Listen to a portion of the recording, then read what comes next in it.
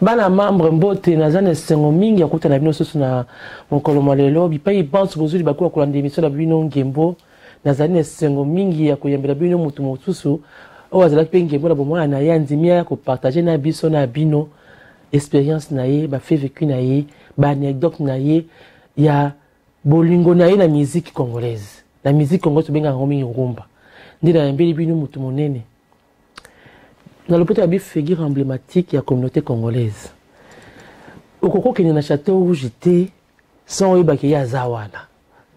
Au Koko dans le pays à Sapité, sans autant un peu comme on a eu. Mais il y a un bon a eu comme on est nan. Jocelyn Armel, les bachelors. Créateur et marque connivence. Mon conseiller boutique Sapenco.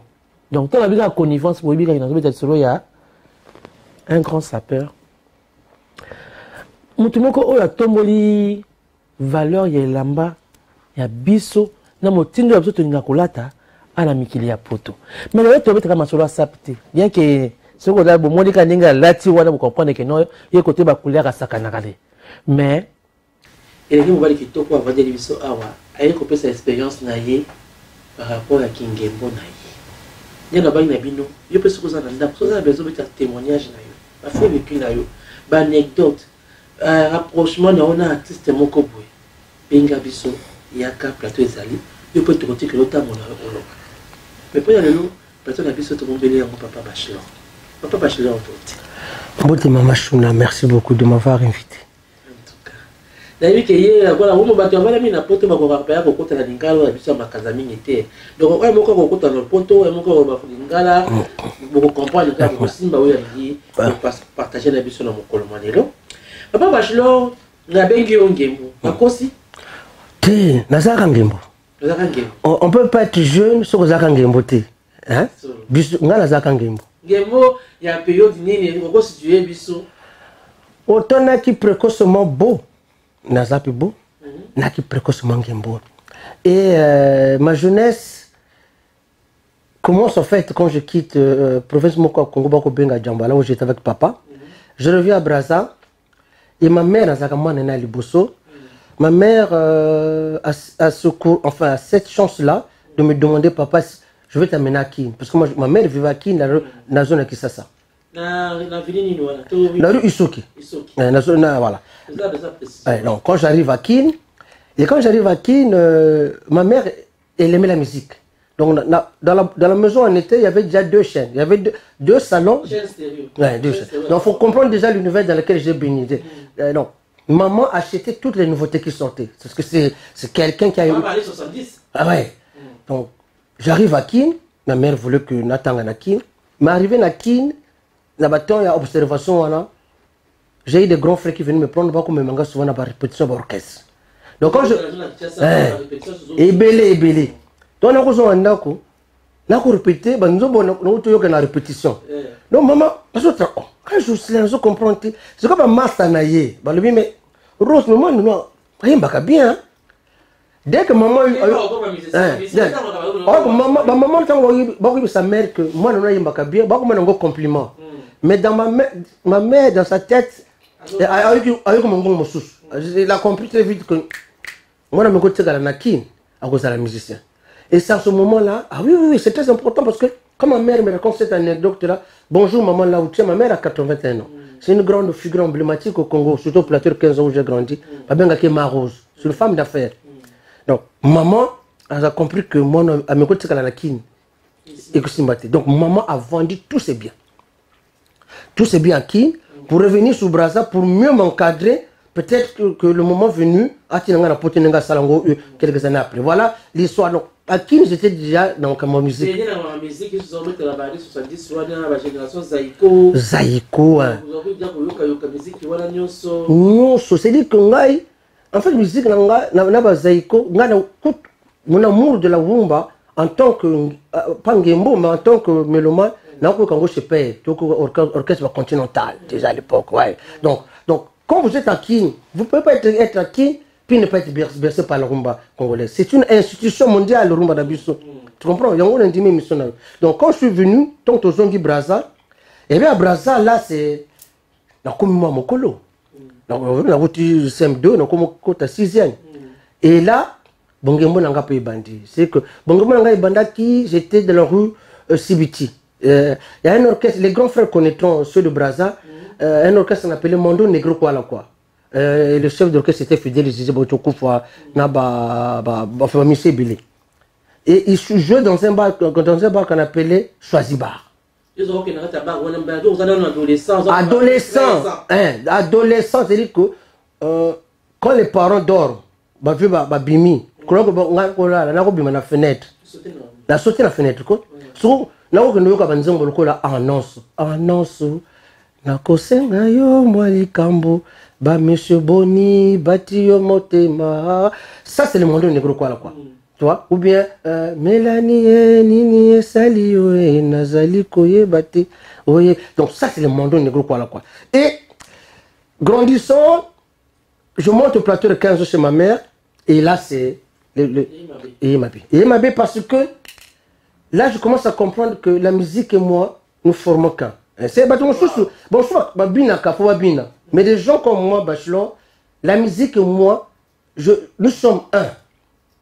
C'est là où ma mère me dit, vocation, tu l'as raté, mais tu es resté musicien dans l'âme. D'abord, pour faire même le métier que je fais, la sape et bilamba, c'est une forme de rumba. Dans les habits, on esquisse les couleurs, on esquisse l'agencement de tout ce qui est accessoire. Mais la rumba, c'est ça aussi. Quand vous composez une chanson, na champion à chanson, na refrain, na seben. C'est ça aussi, c'est une forme de sap, c'est une forme de rumba. Donc, c'est voilà. Donc, quand je... Voilà. C'est important. Donc, pourquoi je dis que l'oiseau n'existe pas. Donc, quand j'arrive au plateau, et là, je peux vous dire que Zach est le comme sous. Mais tu as l'impression que moi, fait vécu, moi, anecdote. Mais oui, mais... Mais ouais, bon. C'est quoi un gars qui est précoce, ça me comme belé. N'a pas 6e mois, non, un gars doit, n'a pas de linga déjà bassé. Et quelle est la meilleure façon de draguer moi si sinon au Yimba Banzimbo. Donc à ce moment-là, moi quand je suis au plateau de 15 ans, donc quand j'allais en Gangue droite, j'ai passé devant bar Moko Bako Bunga, la cabane Bantou. La cabane Bantou pour tous les Brassavillois, en tout cas ceux qui ont vécu. Pas mon sous ceux qui ont créé l'histoire. Bon, je ne pas créer l'histoire. On a créé Menakingimbo. Donc, quand je passais devant le bar Bako Benga, cabane Bantou, Bantou la capitale va encore répéter. Encore répéter, tu vois. Donc, on dit là. Mais surtout Isabelle. Lelo na lotio, osali mariage na moto mosusu, nazali kobanga Isabella, soki ya solo, nazali komituna, joli Isa, soki likambo luzio, nanara. Bon, ouais, déjà,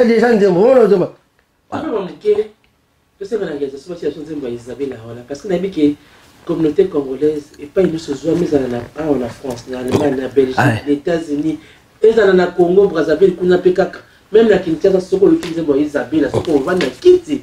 Ah, t'es cause à la télé. Non, Lingisaka. Voilà. Tout Isabelle. Naboza epainga nazali Isabella. Mutupe Moïse kolela bambula pe basanza seko kanisa otangwe koka kitenga na yo toka bwana.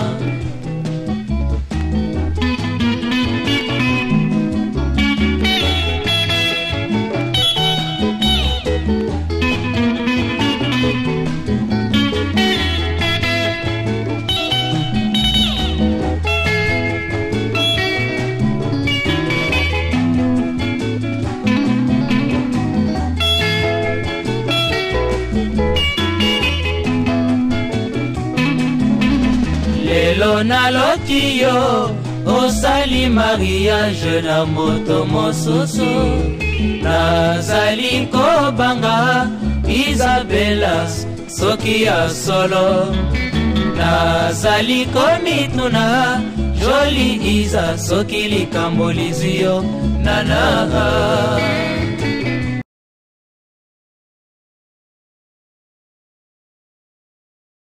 bana membre toti koyoka nzembo Isabella tobini yango kitoko mvumba ya kitoko ya bato de la capitale poto ya ndola pena papa Bachelor ke bato de la capitale mingi ba fondateur na ngomba utaki na Okechaz na Kinshasa nda bakati singambo epa yo asali bato de la capitale baina lokito wana baina rythme wana to banzembo lokwa ba Isabella za ko beto monique moto fana pena kiti exact po abi ko ngoza ka ponde ka bodi biso ngo babe ero ko moko toko papa ngai mais to ngozo ka ba Isabella bato de la capitale ke ba concert na bango ngembo. Moi, ma mère, une grande consommatrice de bantou de la capitale. L'amour que j'ai pour la rumba, en fin de compte, je dirais jamais assez merci à maman parce que autant que nous avons moi nana liboso, oh ya bota bien parce que ngaba sanga. Tout comme maman bota kabana osu, maman na 4 bana 10 bana osu na benga ko ba photocopie ta boti ba. Biso ba originaux, ponga na liboso. Nga vraiment mi des alaka mai zalaka donc maman est inspirée, yango salanga beau garçon. Oui. Donc cette femme là l'amour qu'elle avait pour la musique, elle me l'a transmis. Bon, mère, par exemple, ton nom kende, mère Abimi, concert, à quel c'est le Bantou. Il y a Bantou. Nga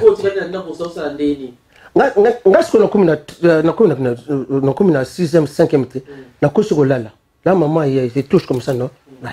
Bon, mon chéri. Maman, papa, donc, non. Est-ce que toi, tu n'as pas bonne, ah, c'est bon, je sais ça, lali. Dès qu'Abimi. Na vérifié que bon on a pas la ligne abîmée.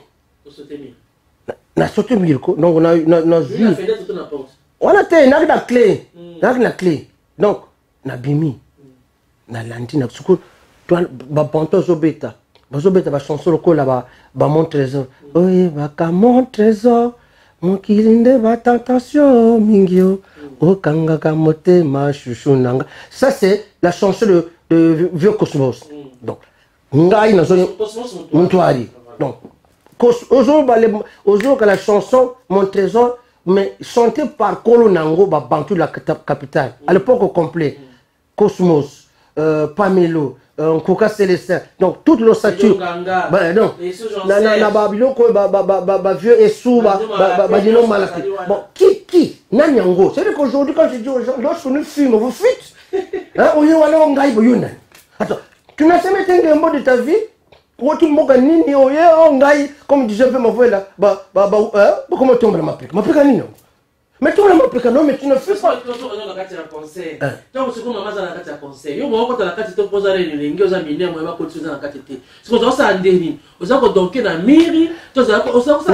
Toi qui toujours, au moins à l'époque, nous avons un bongo, au PC grand, au PC bongo, bon vieux, dans ma tasse.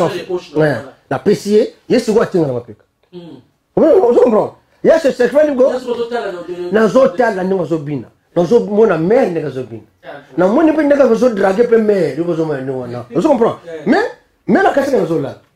C'est du mo go na kenda concert à Bantou. Na kuta na vieux père. Mes parents étaient séparés. Non, mère za la casse. Na moto na ye. Attends wana. Ton comment vous voyez? Papa. Donc, il y a un papa Samaranga. Il y a un armée. Armée. Na dima kutute na kima. Na kima, voilà. Ça veut dire que, et ce jour-là, le lendemain, père, m'a engueulé devant maman. Rose, j'étais sur le bantou, j'ai vu Jocelyn, dans ce cas, je reprends Jocelyn mon gars, toi. C'était l'amour pour la rumba. Mais faut mona. Il n'y avait pas que les bantous, il y avait un orchestre ici à Brazza qu'on appelait les techniciens. C'était un orchestre à lycéen, mais grand frère. Donc, moi, je suis président de Massamba Deba, il y a Robert Massamba Deba, mais je suis un orchestre de technicien. Mais nous, on était un mot, on a chanté la bango. Donc, ça, c'est les chansons que j'ai apprises parce que j'étais un Gembo. Toujours, na Kingembo, toujours. C'est comme maman Zali ko kangate ko pekisa te ngena loko ko ngi musique mingi tikana loko na classe ba ja ko kima na ako ganga ma mère a même voulu me donner na kota ka chorale pour na zala wa ya catholique Manabuya j'étais puni pendant 2 ans ba ko somela bilamba te na ça na kata. Moi j'étais musicien dans l'âme. Donc c'est pour vous dire qu'aujourd'hui Kingembo nanga et Fojanga et Pesanga l'amour à la vie. bon soit ba vie na basi na bokolo moi bachelor na évité hein grâce à Olivier bon moi peut-être c'était même depuis la naissance. Sans ce moment-là, j'ai dit toujours à tous les musiciens qui ont bercé ma jeunesse, merci. Merci, vous avez fait de moi un homme heureux. Bon, on dit que tu vivras. Tu as peur la Covid, confinement. On dit que tu vas crispé. Peut-être qu'il y a un problème belé, les ventes, c'est plus ça, c'est difficile. Au passage, vous avez la boutique parce que c'est dur. Mais, grâce à la rumba, que je coûte souvent dans la boutique, et vous verrez même dans la boutique quand vous viendrez. Totalement, il sera image pour. Dans témoin vivant, on a la peau de maman Bostolo. Baïba se voulait qu'à la château rouge, Baïba se moque à la boutique. Oui, Kakarumba. Voilà.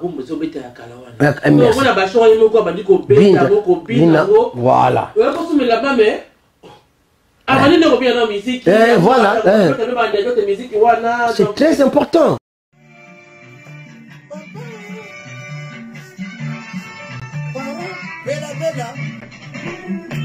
Nalingaki na bekao soki nakoki kovanda monzema senyo nakoki te basanza bavandi tozito meseni isele ekoma libala o monazwa mosusu tomesa na papa ekosenga mikolo na kati mwaye te naibomboka nasengi yo bolimbisi senyo nalingaka yo na ntina bomboka. Bon, lorsque nous suivons, vous faites. Ça c'est Bella Bella. Voilà Moros Watoma revisite le répertoire de Bella Bella.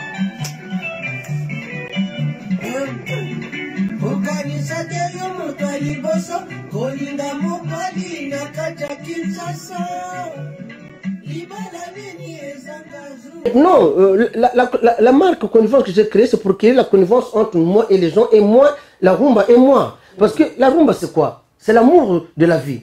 Tu aimes la rumba, tu aimes la vie, c'est tout. Il n'y a pas midi à 14h. Je vais te raconter une anecdote. Maintenant qu'on a fait beaucoup, Papa Wemba, c'était un grand frère, c'était un ami. Par exemple, quand Papa Wemba est décédé, moi, le 5 mai, j'avais un film en tant que, qu'on appelle ça, que je vais tourner avec Catherine Deneuve, mais parmi témoin à Sel Mokoboui.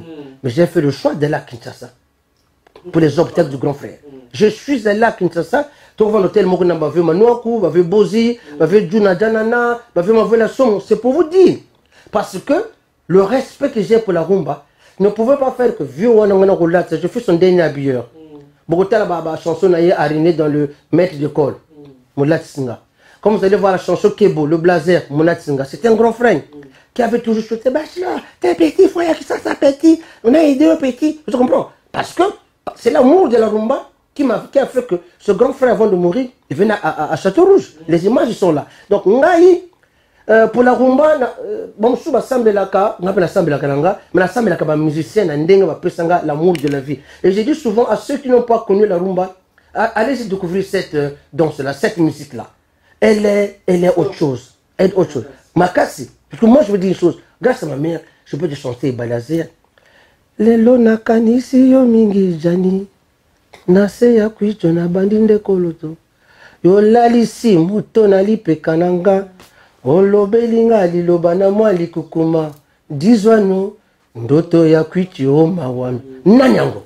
Quand tu écoutes, moi je dis masu ekonana, ça c'est rebeti masu ekonana bolingo pe nani masu ebungi ona kati ya londende bolingo pe ebungi ona kati ya londende. Ngaina libongo nale chanté par ça mangwana au sommet de son art. Olivo sangani. Bande ko patali to ko ba et ça ni na maman a mis ce tagi pour la qualité papa sima. Ouais. Pourquoi tali papa na ngai parce qu'il m'a pris. Ouais, il m'a fait pleurer. J'ai ala kisinga il musalo na musala devant bino après singa ba information et les bibliothèques quoi ça qui na moi monene wana na kanisa ta 10-20% parce que qui est pas chou là. Oui, ta femme beaucoup témoigner. Tout la Massou et Betty interprété par John Paul. Parce que on a ça bangwana. Exactement. Ça quand on a 50 ans à carrière. C'est pas limité au ya John Poi.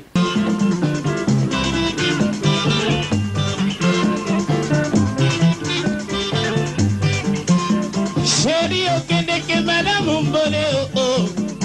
Elaka okomela kangai soki okomi. Nayeba bolingo bosani ngai te oh. Nandima bolingo atandelo kozonga. Nazali se kozela bokolo masuwa ekozonga. Ngai awa ata sango ya mpamba jeni oh baba oh.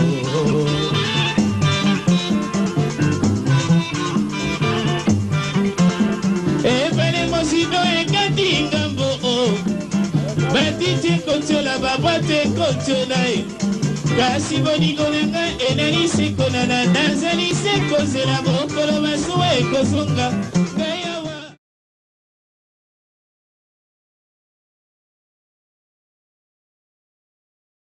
wana ezalaki bongo nzembo ya masuwa ekonana to benge bali ezali ebetamaki na chez mama Kulutu na inde 3 omoni papa Franco bomoni ba musicien na moko pe fesi ma wazali wana na John Poi pour interpréter yango pe kitoko nakanisi pa ibozwami bosepeli pe na pesi ba mbote na nga penza ba encouragement na nga na Jean Mbole ko ba de lienze ngona po Jean Mbole azali ti le azali. Ah, vraiment. 10 ans, Mbole, ils ont jamais Mbole, et pas il a jamais connu na Yolo, na Pessi, ba Mbote Pesa. Il y a tout vraiment. Tozongi pas il, tozaku kokoba masolo, la musique na biso. Bachelor, nous mettons une expérience à Brazzaville. Mais l'année est-ce que ba Brazzaville à la tango wana bazaki kolinga ba concert ko la tapé kitoko ko kele ba concert le kola des autres vivre na Kinshasa pour Kinshasa sont oui no que Air France donc il est triste donc il est place boui les amis donc il est fait il y a plein de gens qui plein pour ça l'ambiance la solo la soir mais Brazza est jumelle de Kin bien sûr donc au cours le bateau moi comme ça la Kin et puis musicalement parlant Brazza Kin a pour influencer Brazza donc moi, franchement, je rêve même à l'époque, Fana Zalanga Mokolo. À l'époque, Maladia Zakité, qui les a quittés, on se comprend, c'est les a quittés. On se bima, on se. Parce que. Ça aime bien ça, solo penzo. Non, Brazza a vécu. Moi, j'ai vécu, Busson, la génération, la Bissabonne à Capoto. Quand on a orchestre amateur. On a vu sur les Zimbabwe, on a imité Zaïko. On a imité du poids. Bilingue Sakana, on a imité l'orchestre, on a vu Pépé Kali. Tu comprends? Il y avait un foisonnement sur le plan musical. La génération, même les grands frères, vous diront qu'il n'y avait pas photo. C'était qui était important à Brazzaville. Voilà. C'est ça, donc moi j'ai grandi dans cette ambiance-là. On a pesé qui l'ambiance dans Brazzaville samedi. Dimanche, je pas à Zongi parce que c'est pas ce qu'on maintenant. Jusqu'à présent, la frontière les affaires, mais Covid. Mais frontière la Covid ou pas, il fallait pas y kangama parce que ils ont coulé dans la vie. Tu comprends? On peut la vraie vivant. Et balé à Congo, ils allaient le bangote, ils allaient d'Enzela. Voilà, tu comprends? Donc, les lots aujourd'hui, c'est comme avait chanté frère Franklin Bokaka, pense le Congo. Voilà. Donc, moi j'ai grandi dans ça. Et lorsque j'arrive en 77, c'est là où je chante la chanson à ma mère supérieure, ma mère décide. Je sais pas que. Mère supérieure, il n'y a pas Wemba. Mère supérieure, il n'y a pas Wemba. Oui. Voilà, vive la musique. Et Bota Mystica. Moi je suis dans le 3e, donc j'ai fait mon BMG, l'équivalent il y a BPC Awa. Et ma mère décide à Tinangapoto. Nous sommes dans les années 77. Donc le voilà le jeune bachelor, à l'époque Joslar Melkaka, qui quitte Brazza pour l'Europe. Et là, tu viens dans un pays où c'est le saut dans l'inconnu. Moko. C'est-à-dire que moi dans ma classe, j'étais le seul noir. Un exemple, en seconde, dans ma Néwana. Et j'arrive, Banzele Bazate, les choses au Kindi, Kaka. Comprendre Kaka, nous avons Moko. Mais qu'est-ce qui va faire que. Pour tenir. Hiver, printemps, tout ça. C'est là où la rumba intervient.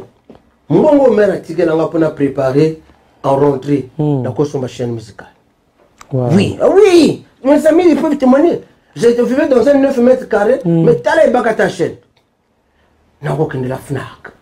Donc, on a vu à Saint-Michel, il y avait une boutique en haut là-bas où on allait acheter les disques. On a 33 tours.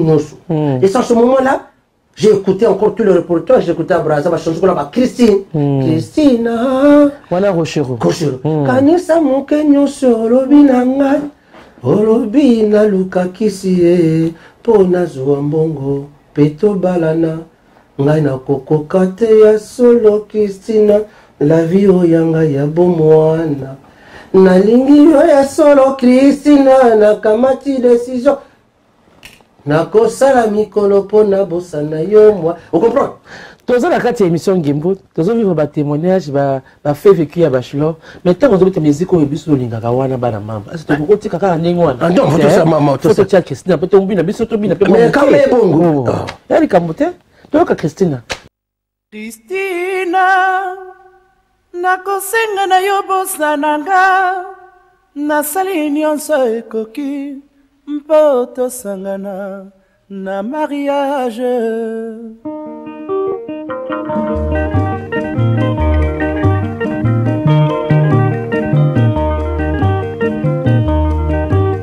Christina, nakosenga na yo bosana ngai. Nasali nyonso ekoki. Mpoto sangana na mariage. Christina, kanisa moke nyonso yolobi na ngai. Olobi na lukangisi ye. Ona zuwa mbongo pe tobalana. Ngana kokoka te ya solo Christina. La vie oyanga ya bomwana. Nalingi yo ya solo Christina. Nakamati décision na mai na miso. Nakosala mikolo mpona bosana yo mwasi na ngai. Ouais, d'autres monde Rochero à l'œuvre avec la chanson Christina, la canisse pas besoin de faire qu'on a vos sepeli. Tozo ngeli papa bachelor. Donc on a ce qu'on poto malili, poto isolement, poto solitude. Yo na chaîne musicale na yo kenya na Fnac, ba 33 tour nyo surtout ya ba rumba zo bimawana yo ko kamuna. La chambre. La chambre. Mais oui, mais sauf que c'était sans compter avec les génies, bah grand frère Bazaïko. Ah oui. Ah mais oui, mon ami, mais oui, mais c'est ça.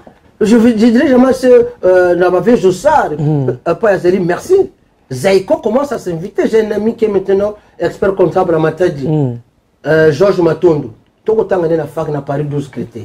Georges peut témoigner. Donc, les premiers conseils de Zaïko, je suis au Kenda, on a Paris. C'était aussi cirque d'hiver, madame. Eh oui. Mais il fallait au bon gamin, c'est pas. Mais parce que aller à l'époque, on fait l'activité. Donc, concert. Au moins, donc on l'entend. C'est comme si tu allais au mariage. C'est pas consolette, tu vas dire non. À l'époque, il faut pas. Vous avez des Africains, vous avez mingité. La fête, vous avez rare. Dans ce concert, il y a des fêtes, il y a des mais comment? Donc, à l'époque, les Belgicains, les Belgiques. Surtout. À l'époque, peut-être la communauté quinoise, la Londres, mais nous, on arrive. Donc, maman, il faut voir les exécutés, la danse, les exécutés. Il faut demander, poli. Poli. Mais, la robine, peut-être, là, vraiment. Enfin, on était stick de verre. Tout le monde stick de verre. Il y a une mutualité. Moi j'habitais à côté de mutualité. À l'époque, quand j'étais étudiant, j'habitais le rue Geoffroy Saint-Hilaire, à côté du jardin de plantes. Donc j'étais à côté à pied. La même beau-frère Nanga, c'est moi qui les ai fait découvrir ça avec un conseil. Toute mutualité. La mairie à 14e. À l'ESA. Il y avait le concert là-bas de Zaïko. Le concert que j'avais. La boîte de nuit, Bazarobeta. La boîte de nuit. À l'époque, il y avait des boîtes de nuit à Paris qu'on appelait le Timis. Pour les gens de ma génération, comme la rue de Rennes. Il y avait le Tinimi, c'est la boîte de tabou, tout ça dans le 6e arrondissement, parce que c'est les quartiers de jeunes où ça bougeait beaucoup. C'est maintenant que les boîtes, maintenant, là-bas, Sarcelles, tout ça, mais à l'époque, c'était à Paris. Ouais, donc, c'était top, c'était top. Et quand on sortait, Maman Chouna, je peux te certifier, j'étais plus beau que ça. Au moins, on a là, tu as 3 pièces, mais juste seulement 2e année en fac.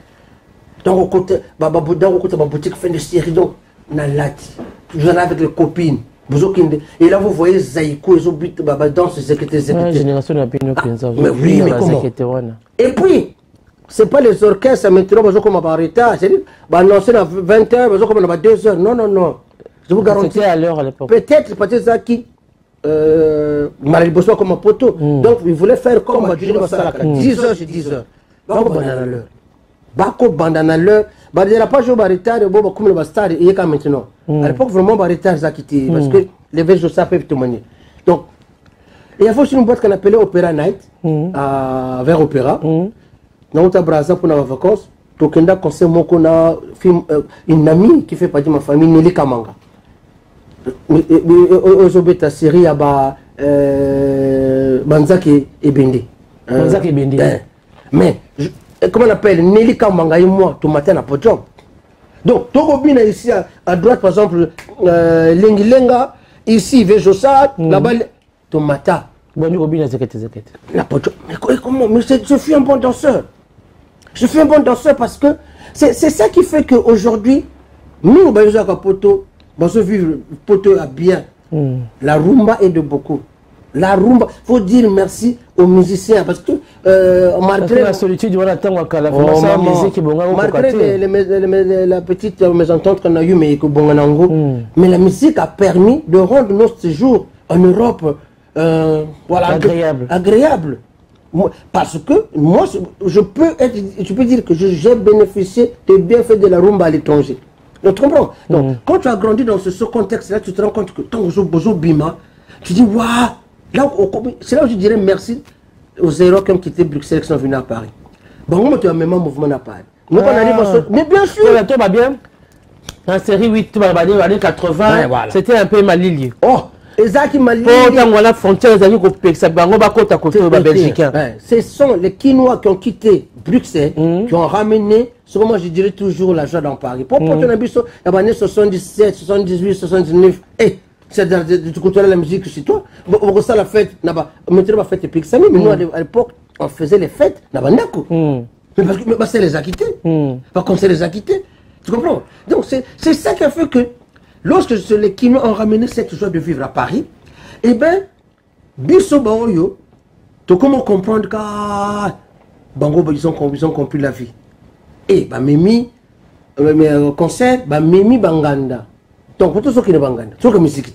Donc rumba ils ont été. Donc à partir de ce moment-là, culture, bah ivoirien, bah Koti, bah centrafricain, bah Koti. Donc la rumba commence à s'installer à Paris, c'est là où nous on s'est dit Banco. Et c'est à ce moment-là aussi, je ferai des moi parallèlement dans la SAP. La rumba comment qui m'a cassé. Parce qu'on est allé au Rex, bah tu vois qu'on a Rex, Aimé Maté, il pas qu'on est Rex avec le job à l'art. Bien sûr. Mais danser sur quoi? C'est le rumba. Ça donnait les films de Papa Wemba. C'est là qu'il a sur la rumba. Na Rex voilà. Micmac je crois. Micmac voilà. C'est tout ça.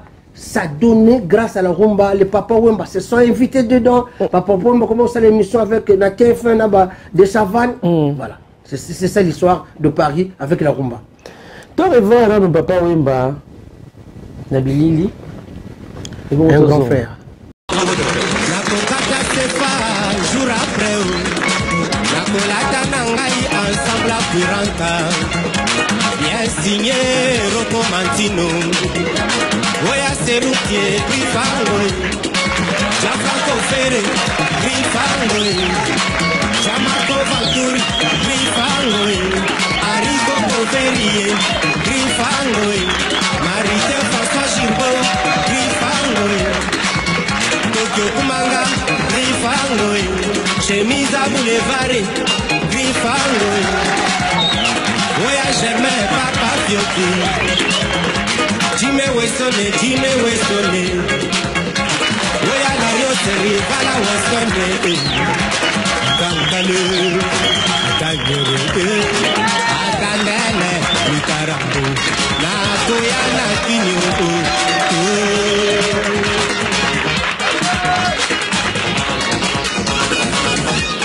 Faudra que je me fasse mettre une biffe. Bon, Batal, si tu revoir moi, c'est quand solo à Papa Wemba, c'est un grand de notre musique. Tu recours ça l'émission pour été, tu remets ta solo à Sapologie, tu remets ta solo il y a la musique qui est à Paris, ça tout le temps arrive. C'est vrai que les musiciens embellis, ils ont la Zaïko, ils ont la Pierre Makuba, ils ont la OK Jazz, ils ont la Freza, ils ont la Shock Stars. C'est vrai que surtout côté Zaïko, quand tu regardes on a Zaïko na Congo, Zaïko yami na pote pour prester ma concert na Bango. Et c'est comme ça bien. Mais ce que moi je voudrais vraiment là sur la juste pas seulement en tant qu'Ngembo, mais en tant qu'entrepreneur. En tant que témoin, pour ça, la communauté de la vie, surtout dans le Château Rouge, vous avez incontournable. On a implanté une boutique dans le Château Rouge, c'est ça, on va les béler. Donc, vous avez témoin vivant, il y a une ambiance. La mini la biso na kati ya sika wana comportement la biso n'a évolué na kati ya Château Rouge par rapport à la musique. Dès que nous avons interrogé en tant qu'Ngembo, en tant qu'entrepreneur, dans les années 90-2000, ou même en 2005, avant combattre à Kopekisa. Préparation à concert. Ce que nous avons qui n'ont pas remis à mon polobo. Tous les gens qui ont mon polobo. Tous les gens qui ont mon polobo. Tous les gens qui ont mon polobo. C'est que il y a quand il y a ambiance à Château Rouge. Mais tu as en préparation, c'est par exemple vendredi ou samedi. Bah jour où ils ont précédé concert, quelle est l'ambiance? Je veux prendre l'exemple. Il y a concert. Il y a Antoine, enfin Kofi Olomide. À l'époque, je peux témoigner. Biso ba bachelor, ton côté ka ba costume, pourquoi la m'a pas grâce à ma concert. Tout avant qu'il y ait des concerts, c'est une préparation. Même qu'il y ait des concerts, peut-être maintenant comme à la basket qui. Mais n'attends à biso. Concert, c'est un événement. Il y a fête, ils ont fait comme si tu allais à un mariage. Faut costumer ça là sika. À l'époque, je me suis dit que griffe ou non. Mais c'est les concerts qui me manquent. La chirurgie, la kenzo. Mais d'après toi, et pas une bagoula ta bilamba. L'enterrement. Merci beaucoup. Il y a un concert. Donc, moi par exemple, où est-ce que bien petit Nandi Azobeta, en tout cas, moi dans ma boutique, dans la semaine, on peut faire un costume. 20, oui. 20. Bah, tu vois, tu as Belgique, Hollande, Londres, même où il y a bus à Paris, c'est pas la peine. Bah, une semaine avant, bah, je réserve un costume. Bah, je réserve des bachelors, il faut ça unique. Donc, je lenga parce que faut monter la fois ça unique. Donc, je salue tout bien dans la sape, bah, réglage. Vous comprenez? Bah, tu le vois, bah, témoigner, bah, nani, Elombo, Ricardo. Autre concert, na millénaire, il y a Zaïko. Mais Ricardo, elle a ta costume orange. Oui, madame. Pas d'accord, unique. Mais celui-là, Ricardo peut témoigner. Habillement grave. Tu vois, Ricardo, parce que il fallait que Ricardo soit unique. Na concotaille, à l'époque, ma couleur est somme. Mais les concerts ont fait que, tant que tu n'as pas de au bengi kinga, tu as ah, tu as la double. Tu as la sapote, tu as la dernier Boston, donc, à l'époque, ils ont des téléphones, ils ont des photos. Tu fais confiance à l'autre. Donc, on se deviner les gars. Donc, tu as la carte à salle. Tu ne vas pas t'asseoir tout de suite. Il faut que tu t'arranges au pays, ça va me bébé. 100%. On tu as un fond, comment tu as un monocal. Donc, parce que je l'accepte là-bas. On a un concert à voyer bande. Tu as un concert, les autres bandes, c'est comme ma banga et bandi. Donc, si vous avez comme disent mes frères à Côte d'Ivoire. Lolo, tranquillement tranquille. Abidjan. Lolo Beauté, voilà. Un clin d'œil à mes amis d'Abidjan, je serai bientôt. Voilà. Donc, c'est pour vous dire, ce fonctionnement-là, il n'y a que la musique qui pouvait créer ça. Tant que musique, pour faire. Non, ma combattant que voilà. Mais ça, c'est normal. Mais c'est quand tu as dit, côté Bilami Bali, Bazali, au bon, ça se dit, tu as marron, qu'on soit Bilamba, pour avoir bon sang, qu'il y ait des concerts, tout ça qui fait. Est-ce que mon avis, il y a mon tour, il y a mon bal, à solo sans moi. Voilà. Donc, ça t'a la réponse à ta question. Mais, maman, je vous garantis, n'habitez un peu, peut-être, dans la bus, pour que la n'ait pas bango. Mais ouais, j'ai lancé la bus.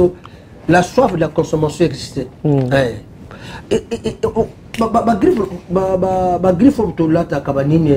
l'époque, il y avait un griffe, par exemple, JB Martin. Il y avait JB Martin. Nalikolo, bon, souvent, déjà, Yves Saint Laurent, mais au moment où ça n'a pas fin de série. Au moment où tout le monde a la petite tailleur, Yves Saint Laurent, tailleur, rayure de tennis. Au moment où moi, tu sens que là. Mais Bassi Baki qui toque. Et en plus, l'authenticité comme tu es là. Et bien, tu as déjà grave. Parce que Bakinois, tu as déjà bouillé. Voilà. La Brassavilloise, un peu la tenue par l'occidental, on a ailleurs. Et ce faux moment-là, je vous garantis aux gens, si vous avez le temps, beaucoup n'a pas YouTube, regardez, tapez seulement conseil. Par exemple, Zeiko, années 80 à Paris, tapez OK Jazz avec on rentre KO, on sort KO. La seule OK, on sort KO. Il y a vu Franco. Vous allez voir, Batubako Sakana. Je vous garantis. Mais c'est comme Motuna Pébiano, papa Bachelor, pas qui a consommé la barre. Quand on a baccalé la classe, il y a poto, mais ça a pébol. À l'époque, il faut dire la vérité. Il y a beaucoup. Pas comme ça,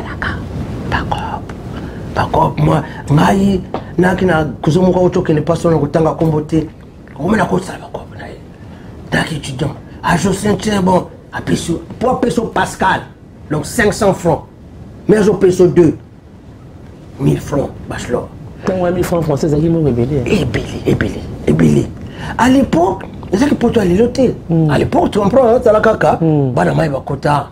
Donc, au moment où ça va couper, on a 2 boulots, ce qui faisait que la facilité financière qu'on avait à l'époque avait engendré ce on a coupé son banque qui gagne 10 000 francs. Maintenant, tu ne peux plus le faire. Mais à l'époque, c'était la facilité aidant. Et voilà. Mais ça qu'il faut t'amuser, c'était moi aujourd'hui. Non, c'est un contrat. Yo pesi mbongo na Kofi. Kingandi na pesi yombelanga nzembo. Kofi opesi bilamba. Vous savez pas noter. Kofi ayembelo nzembo. Le contrat est rempli. Na ko Kofi il kuna nini? Moi, ce que je disais à mon grand frère... Non, mais c'est comme les lots, on dit que costume se connivence. Après, c'est un bon, à du costume. À qui fait ta bongi, on a bassé au bimi, ah, ce qui m'a été, au bongi grâce à moi. Mais non, monsieur. Moi, on a son costume. On a vu Johnny. Antoine, c'est un grand frère personnel. Comme il fait Johnny, vous venez dans ma boutique. Donc, à ce sous bilamba ne ba vieux ba ebili na ntongo kutu komote pas son âme vers vous que de vimba qui m'a mais ba vieux wana soka bongi na fête yo wana ko bimate ah te oh vieux oh shulomoni kinganda bongi grâce nga te to te mata mama bi non et puis soka bongi ça ndoko na yuti te c'est quoi ne pas comment il y a système que non to ba bini mata poto akala beaucoup mal tu ba écrit pour vraiment ba que non te wana ngala supposa ka elamba o jibe wana ngala foti la ka yendako o moni Kofi wana na pesa ka sapato o moni fulani ya sala ka yeboy ba viana nga sala ba to sa banzi ba koma ba komi wana suko ba komi batamalonga ba komi ba star ba négliger biso bossa ni biso loba biso ba papa na ba mama ba bota biso te bango biso to ki ba ka ba père na biso bango ba kolsa biso te mais en plus ces gens là to benga ka ba leki na biso ko la ba fali ba jibe ba wera ba leki na biso ce qui a bongi. Même si on a essayé quelque chose, parce que par exemple, Ben Moukacha, à qui présent, il y a Bongi. Ce qui a Bongi, Ben Agoloba, c'est maintenant, Ben Agoloba toujours. Je suis content, Nandenge, comment on appelle ça, à Komanengwana. Tant que nous avons beaucoup. Le petit, là, le jeune frère Werason, nous a reçu chez lui, a recevoir délégation au Tapari. Après ça, peut-être $400. Non, il était présent au Bima. Voilà. Toi qui as vu un qui s'appelle témoigner. Ceux qui m'ont dit à Bongi, il y a 10 millions. Il y a une vie. C'est une vie. Pour moi, le bureau de Batapoto Kalabo, qui est basé à la reconnaissance. Là, ce qu'on dit, c'est vrai que les gens marchent les amis sur polémique. Mais tout ça, c'est vrai, mais aussi je peux te dire mais tant que vous avez chemise na yo, il y a déjà qu'on fait refaire et tout ya marque, tout ya yoshi, tout ya ni le pesa papa wemba. Et papa il m'a lancé mon ya banque comme na yo, c'est que mon kimbe et bio le contrat est rempli. Non, maman. C'est pas comme comme ça ba moi le baka na sala kingandi. Na sala kingandi. So sala moto. Donc je me connais bien. Pose ah non, so sala moto na nginda. Donc yo leki moto non. Et ça la kanga je juge pas. Bon je ba sala bon je peux la côté bachelor. Na côté le bois à cause d'un tel. Dans ça côté je peux dire franchement c'est dommage. Donc on a beaucoup critiqué.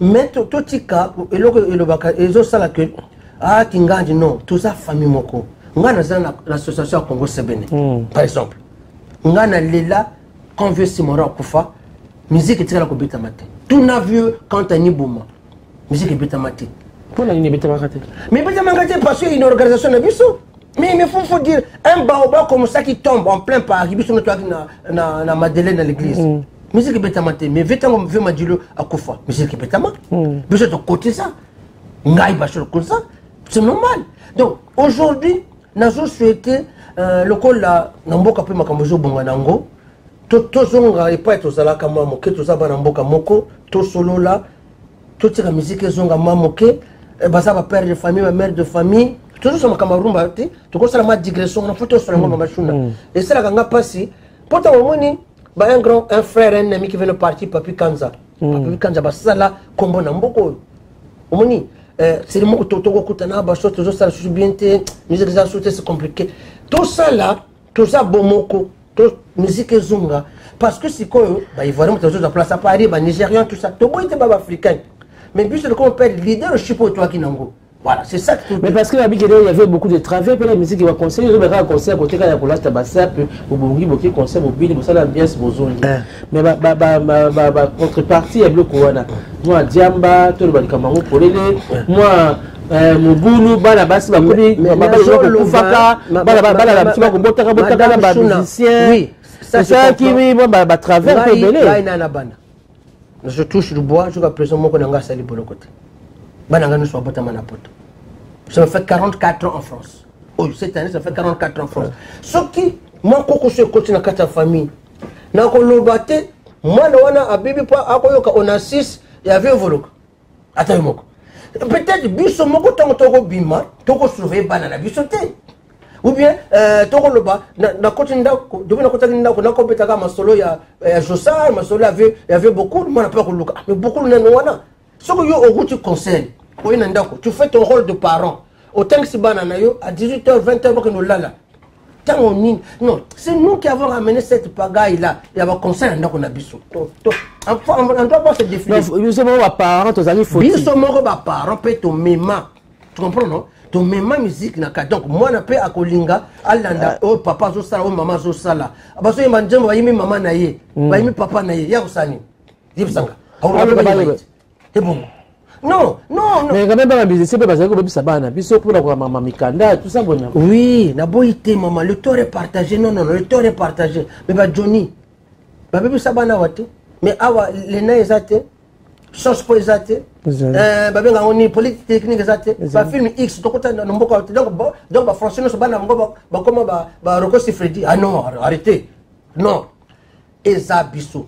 Musicien baby sapé quelque part dans biso ba musicien ba comment peut na ba famille na bango ou era na famille jiba na famille vejo ça na famille ve beaucoup na auto bala mama Amazon mbote et pas osali mama Amazon ba ve beaucoup la bala été attends faut te le baka toujours ce sont de chercher le bouc émissaire et le salami nous sommes des bantous to vanda to bongisa ce qu'on a kin makama to ko loba no moto na kin to vanda te to vanda to solo na adulte kofi bazunga ba ko sala na bango biso en tant que mindimi musique to ko bina o ba ko beta musique religieuse ba beta ba mona mama na ba cha zo ba nyonga ko azo ko sala pia ka pate ka so bien te ba ka concert kufa mais oui je peux reconnaître mais attention ngai na sala connivence pour na sécuriser sa bateau ngai quelque part à ma manière na zappe musicien moto alla to o lingi bilamba ni moto akene peut concert linga ka pe ami sala ami va fêter ça va bien mama shuna vieux o autokinde mbaki nana le mbaki nana le limbaki te voilà vous comprenez on a famille nanga o sala concert moko na ba vieux nani ba vieux utamai ngara salaka o ya rumba na ba vieux no so na ba kanta ni boma na ba papa Noël et bongo alors non il faut au musique grâce à la musique na biso ba petit Gims bazate ba petit Juju bazate quand on dit que ba petit Gims est commis drapeau na biso étranger ça fait un plaisir et bon non totika to soana on a perdu beaucoup de temps c'est pas grave c'était salutaire tozonga pas tozonga ngai naza ndulis nalingaka muziki nalingaka ba musicien nalela vieux Kesser akenda là je pleure vieux Shungu Wemba Dio papa Wemba akei bato ebele baotokenda ba vieux Madilu Barochero pona matanga Rochero Jimmy Mukelenge peut témoigner biso na Jimmy Mukelenge na Sami Matobo on avait loué une voiture tokenda matanga Rochero na Bruxelles.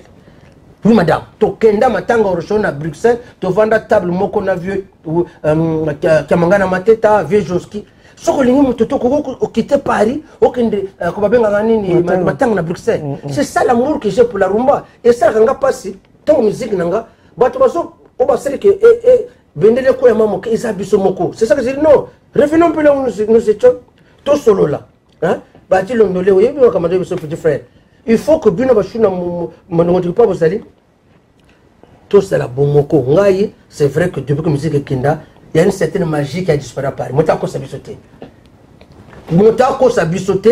une magie a disparu peut-être une magie va renaître mais magie va renaître dans mon angote hein et comme le ka bato moko boy tala kaka tozonga musique mais tant zo kan nzombo ko la mokrana Madonna linga kiyo lelo nazali kokamano yo salinga soli lekinga nakobosana te Madonna tiaki yo confiance olongoli nanga posa ya kolinga est-ce que nakokoka lisusu kolinga mwasi na baby motema libe oyo soko zoyo kango atajo mokwata olobaka vraiment osalaka mpiako osalaka motema mabe okokolela toyo kamado Madonna lingaki yo lelo nazali koka mwana yo salinga solelekinga nakobosana te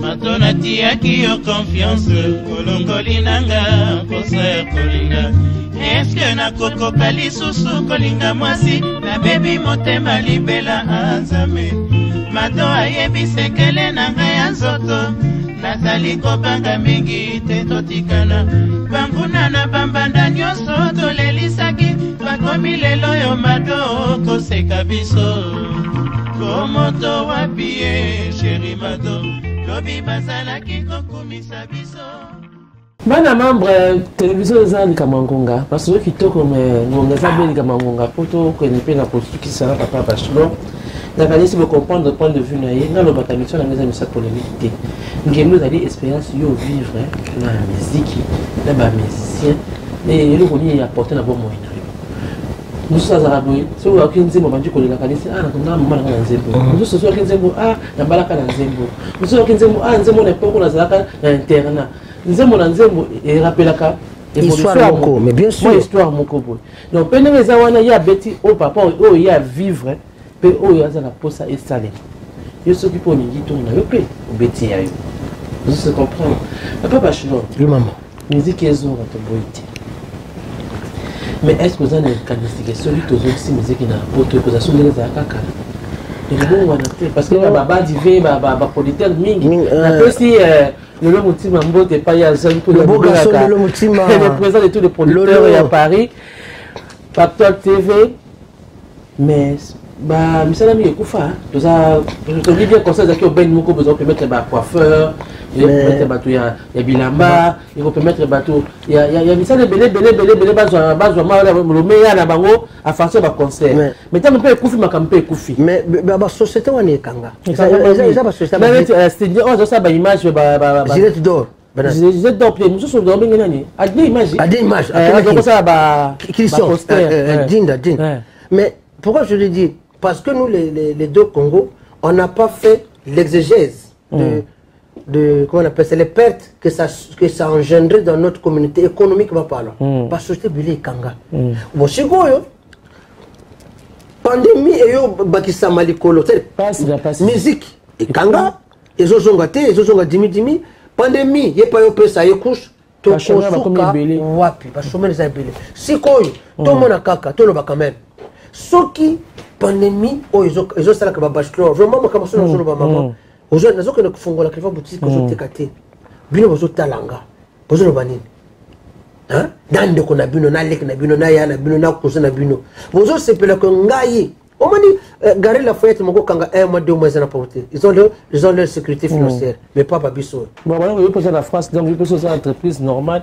10 000 euros, on peut ça va dire, on peut vérité, là, on vient d'ouvrir. Bisso, Bisso, activité non essentielle. Il fallait attendre la pandémie pour comprendre que essentialité. La tout à ma case.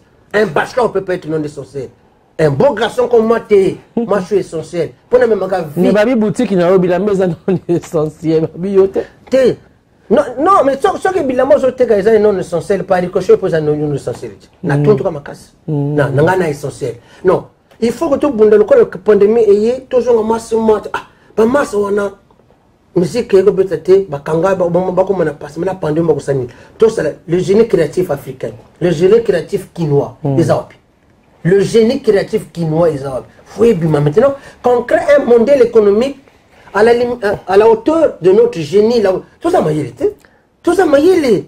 Tout ça m'a yélé. Pas au fin, il on va qu'on a le la musique là, congolais, parce que vous comprenez que la musique congolaise, on a engagé, tu vois. Non, l'Eknanga. Ma dernière, parce que ma mère a tous 6 enfants, moi, 3 filles, 3 garçons. La dernière, Nadine, son père était député au Mobutu. Moi, mère n'a pas la députée au Mobutu. Ma mère avait la double nationalité Péaki. Ma mère. Donc, quelque part, moi, je me sens toujours quinois dans l'âme. C'est normal. Et puis le rêve que j'ai, je dis ça, c'est peut-être un secret pour personne. Mon rêve, d'un jour d'avoir une boutique Nakin. Aujourd'hui, ça va sap. Mais vous avez la boutique Nakin, tu n'as rien fait. Vous avez la boutique Nakin à Paris, vous avez la chance. Mais moi, mon rêve, c'est Nakin. Et j'ai la Kin. Tous ceux qui savent l'amour que j'ai pour le Zaïre, quand on a Zaïre, c'est RDC, on a toujours Zaïre, je suis un peu dans l'ancienne époque, peut-être l'âge. Le Zaïre, et ça. Zaïrois dans la paix retrouvée, peuple uni, nous sommes Zaïrois. Non, non. Je comprends. Ce que je comment même dans le niveau Aïeba national. Voilà. C'est ça, c'est ça la vie. Non. Toujours on a biso, Tokozala. Tokozala, Batakongo Seben auquel j'appartiens, Machuna, chroniqueur musical Nyoso. Tu vends un jour, tu bien à Antoine, Kofi quoi, Bobazana Kin, Bobazana Paris, Baba Vipe, Baba Kantani, Babazali, Loko Masengo, tout ça la Bomoko, tout ça c'est moi, c'est un navakacha famille, pour musique tout ça, c'est un peu de mon que c'est la capée, c'est un peu mais la vie de ma mariage, je vais encore avec la musique qui va na, comment na YouTube, na technologie c'est tellement changé, qu'il y a telle musique de Milobi na Congo, na Brazza, tout la Kinshasa, à travers Internet au Rolandango, à travers les réseaux sociaux au Rolandango, c'est déjà ça, non? Yo Lamba, beaucoup de restaurants. Merci beaucoup. Donc yo pour yo Lamba, beaucoup de restaurants pas. Non, on a encore musique na YouTube. Ma femme sait que et pas la chocolat, dans la cuisine, partout avec la musique. Je suis né dans la musique, je suis un musicien raté. D'accord? Quand la boutique ou bien la musique, on est bien tout le temps. J'ai rendu hommage à Papa Simoro Tonga, Kofana Salaba direct. Tapez Bachelor direct, la Salaba direct, et Salaba 8000 vues. Nanyango. Nanyango. Je suis dans ma boutique, je dis, et puis, la musique va pototer. C'est pas parce que j'aime pas la musique européenne, rumba. C'est la marque connivence se conjugue avec l'identité de la rumba. Et bon, partout dans le monde, il y aura une boutique de bachelor pour rumba na kati. C'est une façon, moi, de revendiquer mon identité culturelle. Vous comprenez? Excusez-moi du peu, quand je parle de ce sujet, c'est la un peu vraiment parce que je n'ai jamais compris des gens, le coup la biche toujours avance mon nez pour la rumba. Et quelque part, tu étais promis, tu t'arranges comme ça la 3e. Même dernier. Au soit ni nanan. Au soit ni nanan. Au soit. Oh non, il sait bien. Moi, c'est quand je me suis dit, ah bon. Mais bébé, c'est à qui ne là. Oh, ben, là, je me suis dit. Donc, quand il s'est moi, non, je suis comme le jamba, comme la jamba pour quel concert. Et qui là, c'est pas Kindik. Mon sœur n'est pas Kindik. Si il peut faire de mauvaises rencontres, voilà que la personne dévie de sa trajectoire. Mais dévier une fois de sa trajectoire, ça veut pas dire que vino mon bimba. Au bébé, au cours on a droit chemin, n'a pas je ne t'as pas erreur. Té, bana choisir sa classe, musique même ce que zongi, bana biso ba koli, musique et que ça là que biso pe mboka na biso ezala awa. Moi je me considère du dos Congo nga bachelor. Donc rumbo la biso ezonga. En tout cas, je n'impose rien, mais nous souhaité que tous ont pas tous à la cas bateau sur le bateau bon là ça a polémique dans la connivence positive bateau ba yokanga bien abalo bateke bateau est venu faire l'apologie de la musique non l'apologie de la vraie musique qui constitue l'ossature d'un peuple la musique en tant que trait d'union pas la musique bling bling la musique trait d'union autosanango au moment où vous avez il y avait beaucoup liwananga somo ouais maman nae ta maman la kufaki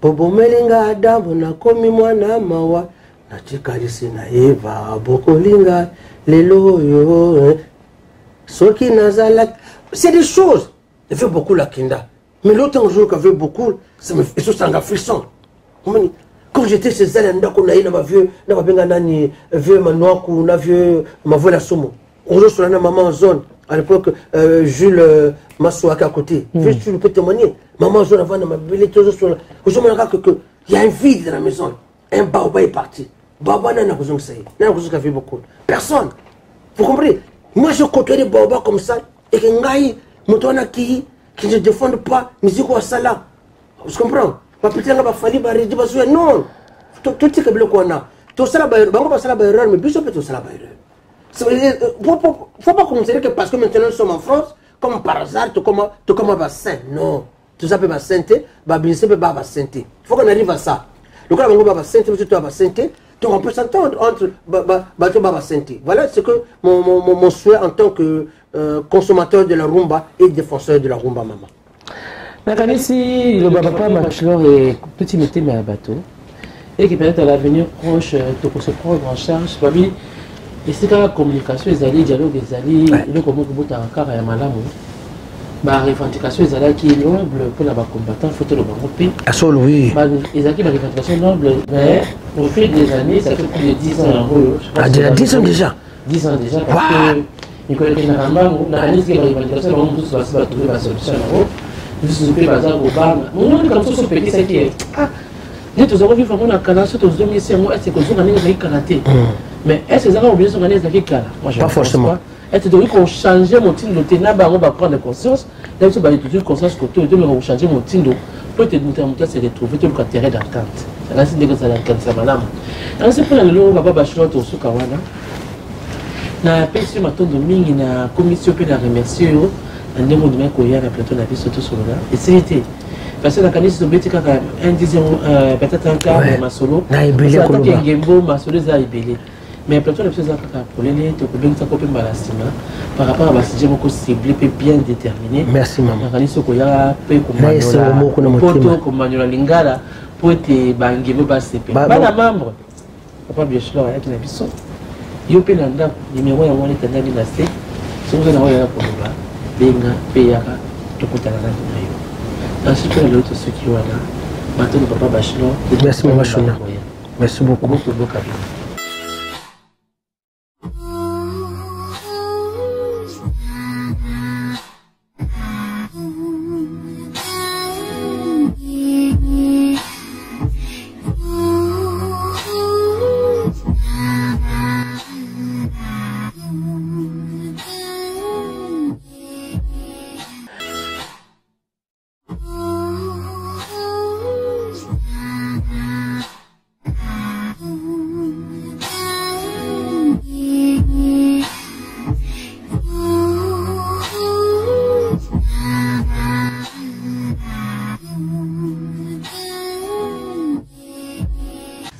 Bonsoir à toutes et à tous et bienvenue dans le Continent Foot, c'est votre émission sur le foot africain et sur le foot qui passionne tous les Africains. On est chez Pactol Studio. Merci à Pactol Studio de leur accueil et on se retrouve très rapidement pour la suite des programmes sur C'est Direct. Et la semaine prochaine, on se retrouve ici. C'est fini. À bientôt. Bonne soirée. Pactol Studio, omoni beauté studio. Makamu tubolingi, maresema ba clip. Pactol Studio, studio propre. Ma caméra 4K, sans loso, sans moma, comme ma propre name à Botayo. Pactol Studio, mon côté. C'est du bon.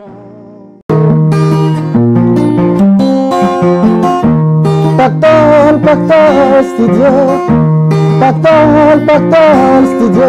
Pour enregistrement na bino Patol Studio. Pour la mission Patol Studio. Pour le théâtre Patol Studio. C'est du bon.